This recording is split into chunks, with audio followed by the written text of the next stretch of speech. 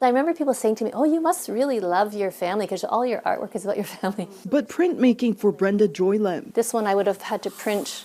Was at first a way to understand her family, specifically why they carried an unspoken pain. My parents' generation really didn't talk about their childhoods or, they didn't, it was sort of, everything was about kind of trying to assimilate and adapt to living in, I guess, Canadian society. Lam's grandparents arrived in Canada in the early 1900s. In those days, Chinese residents were heavily monitored and discrimination was institutional. You're not allowed to go in a swimming pool, if there's white people there, right? You don't swim with white people, right?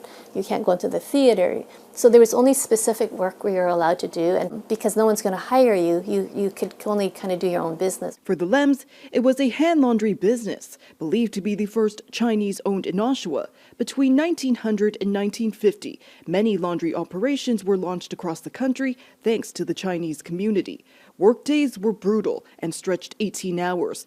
It pushed workers to join together in 1906, forming Saiwa Tong, the Chinese Laundry Workers Union, their fight playing a pivotal role in the Canadian labor movement. So here she is at the laundry.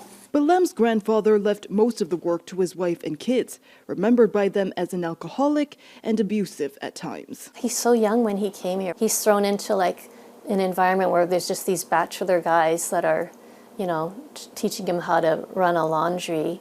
So I don't think there was any role models. During this period, bringing additional family members over was impeded by Canada's Chinese Exclusion Act. My father would describe every night sitting down to dinner and having a chorus of kids singing anti-Chinese chanting outside the laundry. While the Lem's Laundry building is now long gone, its images are in this public art gallery's permanent collection. We need to be able to tell all of Oshawa's history. We live in a society that really, certain cultural groups, our stories are erased or simplified. Lem's father would go on to fight in the Second World War. If you were to write down the things that were really painful and hard, it would tell a lot more about who you are, right? And what you're made of. Gokyan.